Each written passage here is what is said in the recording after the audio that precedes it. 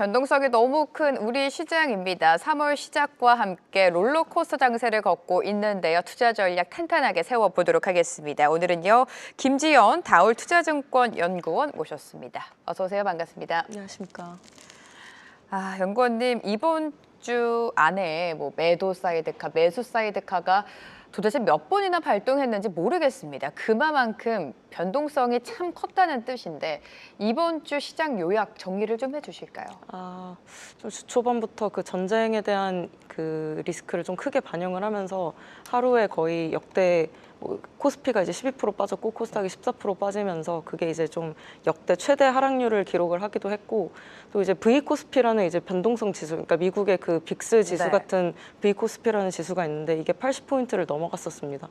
그게 이제 금융위기 때 2008년 10월 달에 있었던 그 금융위기 때 이후로 최대치를 기록을 한 거라서 그 정도로 좀 극심한 변동성을 보였었다라고 이제 해석을 할 수가 있는 건데 어제 같은 경우에는 그 V 코스피를 이제 1일 변동성으로 이제 좀 환산을 해가지고 단기 밴드 상하단을 좀 추정을 할 수가 있는데 그 80포인트 정도가 이제 플러스 마이너스 5% 정도의 이제 변동성을 이제 뜻하게 됩니다. 그래서 어제 같은 경우에는 만약에 이제 반등이 나온다면은 5% 정도의 이제 반등폭을 예상할 수 있는 수준이다라고 이제 얘기를 할 수가 있는 건데 그 이상으로 좀 크게 나왔잖아요. 네. 10% 넘게 이제 반등이 나왔는데 그거가 이제 이런 변동성의 확대가 이제 2008년과 같은 그런 시스템 리스크로의 확산이라고 이제 보기보다는 레버리지 최근에 이제 개인들이 그런 레버리지 ETF, 인버스 ETF 그런 상품들의 그 AUM이 좀 커지면서 그런 그 ETF의 수급 영향이 이제 시장에 미치는 영향이 좀 커진 상태다. 그렇기 때문에 변동성이 그만큼 크게 연출이 된 상황이었다. 이렇게 해석을 할 수가 있을 것 같습니다. 우리가 수요일장을 생각해 보면 말 그대로 급락이 나왔죠. 지수 자체가 12%, 14% 하락세를 보였는데 코스피가 5천이 깨질까 봐 정말 많이 불안했죠. 다행히 5천을 지켰습니다. 자, 지수 밴드의 변동폭 우리가 어느 정도 감안을 해야 되는 겁니까? 앞에서 말씀드렸던 그 V 코스피 지수로 네. 이제 환산을 해봤을 때 네. 어제 같은 경우에는 한 60포인트, 오늘 이제 확인해봤을 때 60포인트까지 이제 떨어졌는데 그 정도 수준은 이제 3~4% 정도의 이제 변동성을 뜻한다고 보고 있기 때문에 단기 상하단 밴드 정도는 이제 5,350에서 5,820 정도로 이제 생각을 해볼 수 있을 것 같습니다. 네, 수급도 중요한데 지금 외국인의 매도가 말도 안 되게 많이 나오고 있는 상황입니다. 쉽사리 돌아오지는 않을 것 같아요. 지수가 어느 정도까지 터치를 해야 외국인의 수급이 돌아올 수 있을까요? 지금 그 4일 날 이제 급락이 나왔었던 그날 당일에는 외국인이 이제 현물은 조금 팔기는 했지만 이제 선물 같은 경우에는 거의 2.3조 원 넘게 순매수를 했습니다. 근데 이 규모가 지난 2월 12일에 이제 그때가 이제 월별 선물 옵션 만기일이 있었거든요. 근데 그날 이후로 최대치 순매수를 이제 기록을 한 거여서 좀 강하게 순매수한 강도라고 이제 봐주시면 되는데 그날 이제 2시경부터 거의 현선물을 이제 순매수 전환을 하기 시작했고 이제 프로그램 비차익 매매도 이게 이제 패시브 수급이라고 볼 수가 있는데 이것도 이제 좀 들어오기 시작을 했고 이제 풋옵션 같은 경우에는 거의 2.2만 계약 정도 이제 좀 크게 팔았기 때문에 외국인들은 좀 단기 저점 가능성을 보고 들어온 것이다라고 이제 봐주시면 될 것 같습니다. 근데 이제 선물을 매수를 했을 때 미결제 약정이라는 그 아직 정해지지 않은 얘네들의 그 포지션이라고 볼 수가 있는 건데 이게 좀 같이 선물을 사면서 이것도 이제 좀 같이 늘어나야지 이제 우리나라에 대해서 좀 신규로 이제 포지션을 좀 취하고 있다 이렇게 해석을 할 수가 있는 건데 이 미결제 약정이 좀 같이 줄어들었기 때문에 일단은 포지션 청산만 하고 리스크 관리를 하고 있는 수준이다라고만 이제 보시면 될 것 같습니다. 그래서 일단은 5,500에서 6,000포인트 선에서는 이제 외국인들이 여기서 더 롱베팅을 강하게 하기보다는 리스크나 이제 변동성 관리에 집중하는 모습으로 이제 해석이 될 수 있다 이렇게 봐주시면 될 것 같습니다. 그러면 우리가 외국인의 수급을 봤을 때 선물 시장에서 매수 계약이 좀 지속적으로 연속돼서 맞습니다. 들어왔을 때 네. 그때를 기다려야 될 것 같고요. 최근에 그 많은 물량을 개인만이 받고 있습니다. 기관 투자자에서 매수가 잡히고 있기는 하지만 사실상 개인의 ETF 자금이 더 많은 비중을 차지하고 있죠. 이렇게 개인이 계속해서 물량을 받아가는 현상에 대해서는 어떻게 해석할까요? 좀 그 개인들의 그런 네. 소위 말하는 그런 포모 현상이 이제 좀 극대화된 부분들도 있고 뭐 매수를 계속 자극하는 것 같아요. 네. 예, 맞습니다. 그러니까 ETF 시장 자체가 지금 굉장히 커져 있는 상태고 뭐 이제 올해 들어서 계속 나왔던 얘기들 중에 하나가 그 개인들이 이제 개인들이 그렇게 ETF 코스피에 상장된 ETF를 사게 되면은 거기에 이제 대응을 해서 그 유동성을 조성을 하는 이제 금융투자라는 수급 주체가 현물 바스켓을 주식 현물 같은 경우를 이제 바스켓으로 매수를 하는 그런 식으로 이제 조정이 되기 때문에 네. 이제 연초 이후로 YTD로 보게 되면은 금융투자가 현물을 YTD로 이제 거의 19조 원 정도 순매수를 했습니다. 이 정도 수준은 작년 연간으로 한 해 동안에 이제 얘네들이 30조 원을 순매수를 했는데 거기 이제 60% 수준을 이제 2달 만에 달성한 수준이라고 이제 보시면 되거든요.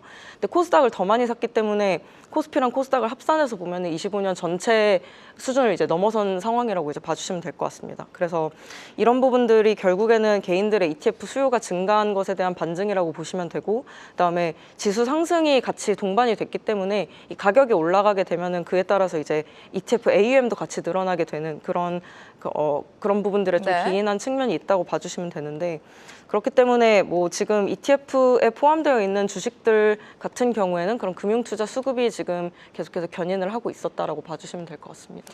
ETF 시장이 커지면 커질수록 그럼 뭐 당연스럽게 대형주, 굵직한 대형주에게는 좋은 거겠죠? 네, 맞습니다. 그만큼 네. 좀 그 수급적으로 뭐 주식 선물 같은 부분들도 있고 그 ETF 안에는 그런 부분들도 다 포함이 되어 있고, 그렇게 이제 개인들이 순매수를 하는 현물을 순매수를 하는 부분들, 그리고 이제 그런 금융투자의 바스켓으로 순매수를 하는 부분들이 같이 이제 붙어서 지금 올라가고 있는 상황이기 때문에 좀 뭐 대형주 수급에는 긍정적이라고 볼 수 있겠습니다.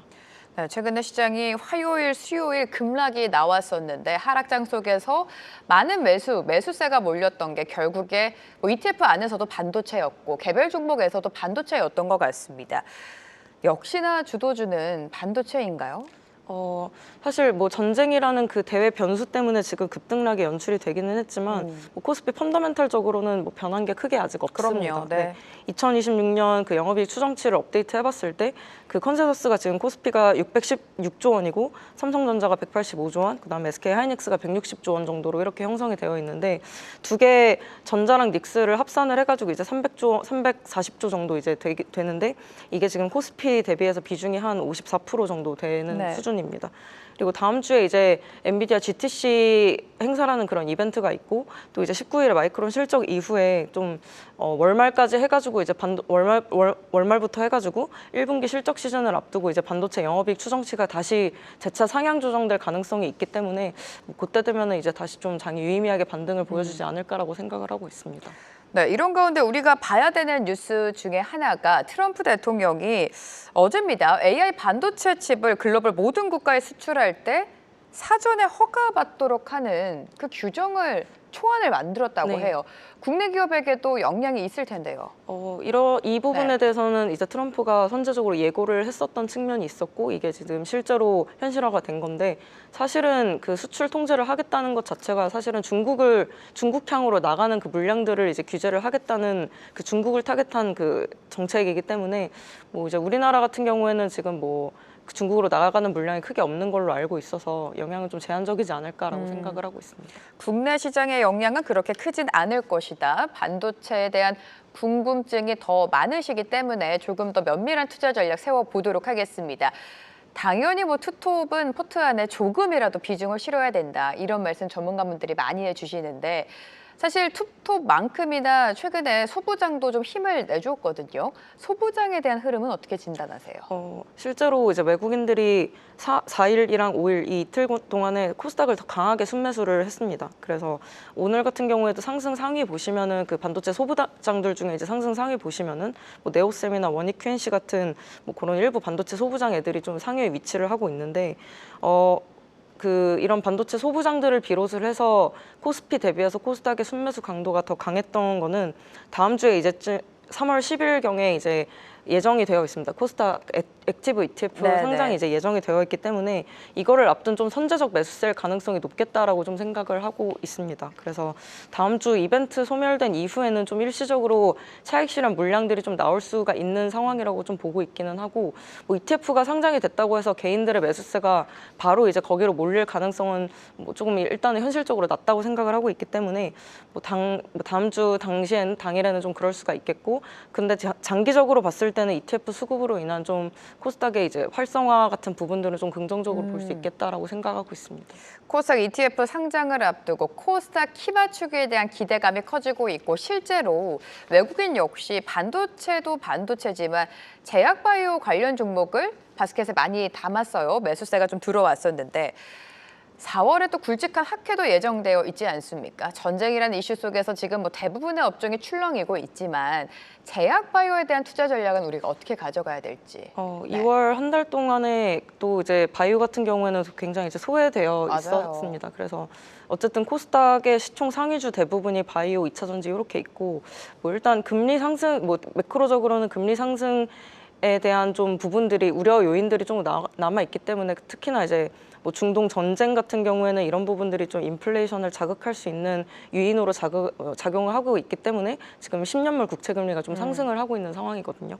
근데 바이오 같은 경우에는 좀 금리 상승에 대해서 좀 민감하게 반응을 하는 경향이 있지만, 뭐 이제 과거에 그런 매크로 부분들을 좀 이제 차치를 하고 봤을 때 수급적으로 보게 된다면은, 뭐 바이오 섹터가 가장 좋았던 달을 이제 뭐 평균적으로 보게 되면은 뭐 11월, 12월 이런 때가 있었는데, 그 다음으로 수익률이 가장 좋았던 때가 이제 3월이기는 합니다. 그런 부분들이 다 그 4월 달에 있을 학회에 대한 기대감들을 선반영하는 과정에서 좀 월간으로 먼저 이제 좀 순매수를 보였던, 좀 강세를 보였던 경향들이 있었던 건데, 그런 부분들을 감안을 했을 때, 그리고 이제 코스닥 액티브 ETF 상장이라는 그런 이벤트를 앞두고 있기 때문에 좀 수급적으로는 바이오에 우호적인 환경이 되지 않을까. 그리고 좀 이제 대외 변수에 좀 덜 민감하게 반응할 수 있는, 좀 개별 그 종목의 이슈들로 반응을 할 수 있는 그 업종 중에 하나가 바이오이기 때문에 좀 대안으로서의 매력도는 상당히 올라갈 수 있는 환경이라고 그래요? 보고 있습니다. 사실 좀 속상했던 게 금리 인하 사이클에 제약바이오가 그렇게까지 큰 수혜를 받지 못했던 것 같습니다. 오히려 맞습니다. 지금 인하 시나리오가 점점 멀어지고 있기 때문에 제약바이오를 어떻게 선별적으로 투자를 해야 될지 고민이 깊어지시죠. 제약바이오 안에서도 좀 어떤 가이드라인을 정할까요? 어느 쪽을 볼까요?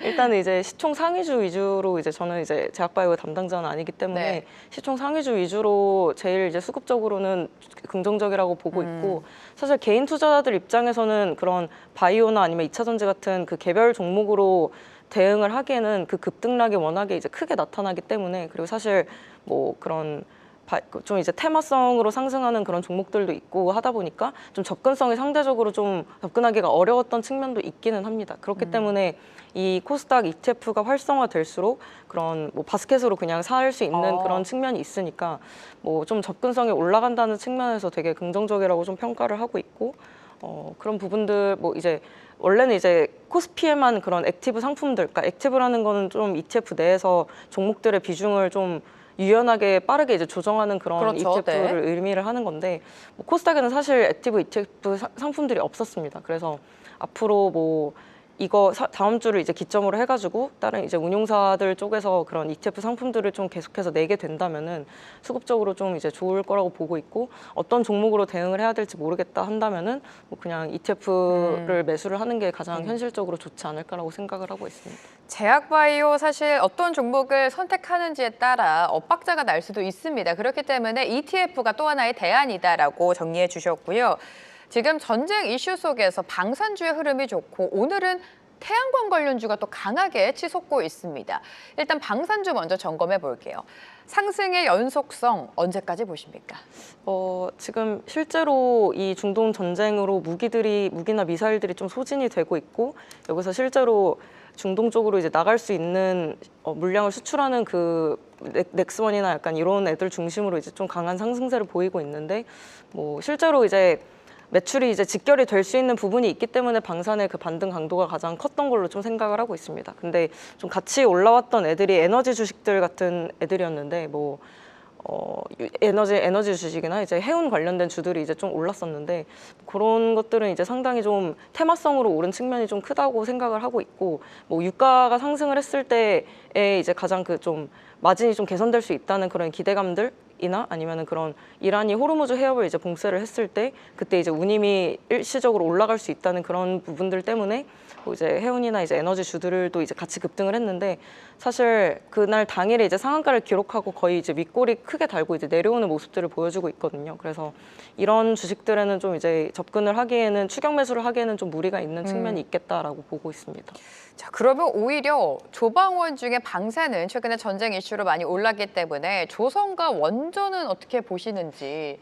조선이 최근 생각보다 좀 못 가고 있거든요. 네, 뭐 이제 좀 밸류에이션 부담이 많이 없는 상태였고 수급적으로도 그렇게 뭐 비어 있는 상태였다고 했는데 뭐 조선은 사실 이런 전쟁 이슈와 그렇게 펀더멘탈리 그렇게 큰 연관성은 없는 상황이기 때문에 좀 이제 상대 대안을 찾고자 했을 때 좀 이제 반도체를 팔고 조선 쪽으로 넘어가는 흐름들이 나왔었던 걸로 지금 생각을 하고 있고 원전 섹터 같은 경우에는 사실 2월 말부터 좀 좋았었습니다. 계속 그 대우건설이나 아니면 태웅, 뭐 현대건설 이런 이제 건설주로도 이제 원전 밸류에이션이 매겨지는 건설주들이 이제 상당히 좋았었는데 뭐 이제 모멘텀들이 몇 개 있었습니다. 그 EU에서 탄소 국경 제도라는 그 CBAM이라는 그런 제도를 이제 본격적으로 이게 한다 하고 있었는데 이게 실제로 본격적으로 이제 시행이 되면서 뭐 글로벌 기업들의 그런 탄소 감축 의무가 좀 강화가 된 측면이 있었고 또 이제 우리나라 정부 같은 경우에도 그 탄소 배출 관련된 그 사업들 실증 사업을 확대한다는 그 기대감 때문에 그때부터 해가지고 이제 신재생 에너지나 2차 전지로까지 이제 대체 에너지원으로서의 그 모멘텀이 좀 확산이 되고 있었던 상황이었습니다. 그리고 이제 그때 2월 말에 대우건설이나 이제 현대건설 같은 기업 건설주 같은 경우에는 이제 실적 발표를 했는데 영업 적자를 기록을 했고 이런 부분들 때문에 선제적으로 이제 비용을 반영하면서 이제 좀 2026년 전체로 봤을 때는 실적 기대감이 이제 들어올 수 있는 안정성이 확대된다는 그런 부분들이 주목을 받으면서 이제 주가가 상승을 했고 악재를 선반영하고 이제 원전 밸류에이션이 부각이 됐었기 때문에 이런 이제 좀 2월 말에 있었던 모멘텀들 때문에 원전 주식들도 좀 이제 같이 강세를 보인 상황이었다 이렇게 봐주시면 될 것 같습니다. 조선과 원전에 대해서도 짚어주셨고요. 대외 상황이 이렇게 어수선한 상황에서 중국 양회는 지금 개최가 되고 있습니다. 올해 경제 성장률 목표를 좀 낮춘 점이 특징적인 것 같고 최근에는 근데 이런 중국의 적극적인 정책, 양회의 영향이 좀 제한적인 것 같은데 그래도 봐야 되는 관전 포인트가 있을까요? 네, 사실 그 전쟁 이슈 때문에 좀 상대적으로 시장의 주목을 많이 못 받은 네. 측면이 있기는 하지만 뭐 크게 뭐 달라진 내용은 없었다고 생각을 하고 있습니다. 그 12월 달에 진행했던 그 경제 공작 회의 때와 비슷한 기조를 보였다고 판단을 하고 있고 경제 성장률 같은 경우에는 2026년에 4.5에서 이제 5% 정도로 이제 제시를 했는데 이거는 기존 대비해서 좀 하향된 수치이긴 합니다. 원래 항상 중국은 5% 내외로 이제 설정을 해놓고 있었는데 네네. 4.5%라는 부분을 이제 얘기를 하면서 좀 하향 조정이 됐음에도 좀 긍정적으로 볼 수 있는 부분들은 얘네들이 이제 돈을 푸는 그 강도나 이제 정책의 강도 이런 부분들은 좀 상대적으로 그 톤을 계속해서 유지를 하고 있었기 때문에 긍정적이었고 또 이제 제가 작년부터 좀 계속 말씀드리고 있었던 그런 반내권 기조에 대해서도 계속해서 강조를 하고 있었기 때문에 뭐 좀 이런 전쟁 관련된 이슈가 좀 지나간 이후에는 아무래도 좀 긍정적으로 볼 수 있는 부분들, 그러니까 중국이 결국에는 투자를 계속해서 지속적으로 하고 있고 국부 펀드에서 이제 실제로 자금도 집행을 하고 있고 올해 이제 신규 상장 같은 부분들도 신규 IPO도 예정이 되어 있는 이제 로봇 관련된 부분들이나 아니면 이제 중국이 소비 부양을 하겠다는 그 정책 기조가 이제 지속이 됨에 따라서 수혜를 받을 수 있는 국내 인바운드 주식들 좀 이제 같이 보면 좋겠다라고 생각을 하고 있습니다. 네, 중국 양회에 이어서 3월장 이번 한 주가 굉장히 피로감이 높았던 것 같습니다. 너무나 변동이 컸기 때문인데 앞으로 남은 3월장 전략 속에 가장 눈여겨보고 계시는 이슈, 변수가 있다면 뭐가 있을까요? 아무래도 이제 3월 달이 주총 시즌이기 때문에 뭐 상법 개정 관련된 그런 이제 모멘텀을 받으면서 그동안 이제 올랐었던 이제 대장주들이 있었는데 걔네들에 대한 좀 차익 실현은 어느 정도 이루어진 걸로 좀 보여지고 있습니다. 그래서 밸류에이션 상으로는 좀 상당히 좀 이제 부담이 없는 상태라고 좀 생각을 하고 있고 뭐 실제로 이제 3월달에 이제 주총 시즌을 지나가면서 실제로 이제 자사주 관련된 소각 그 공시나 아니면은 주주 환원 계획을 이제 발표하는 기업들에 있어서 좀 모멘텀이 형성이 될 수 있을 거라고 보고 있고, 앞서서 말씀드렸던 뭐 다음 주에 있을 이제 엔비디아 GTC 이벤트나 마이크론의 실적 발표 이후에, 그리고 이제 4월 초에 또 삼성전자에 대한 그 실적 발표가 있을 잠정 실적 발표가 있을 거기 네네. 때문에 그때까지 반도체 영업이익 추정치가 어느 정도의 강도로 이제 상향 조정되는지를 좀 볼 필요가 있을 거라고 보고 있습니다. 일단은 급등락이 지금 마무리된 상태고, 뭐 이제 과거 사례들을 봤을 때 이렇게 급락이 나오고 이제 1차 반등한 이후에 전고점을 돌파하기까지는 대체로 한 2, 3개월 정도 이제 걸린다고 이제 봐주시면 되는데, 뭐 반도체 영업이익 추정치 그 상향 강도에 따라서 좀 생각보다 빠르게 전고점을 회복할 가능성도 좀 염두에 두고 있다, 이렇게 봐주시면 될 것 같습니다. 네, 전반적인 시장 투자 전략 세워주셨습니다. 오늘 김지연 다올투자증권연구원과 함께했습니다. 고맙습니다.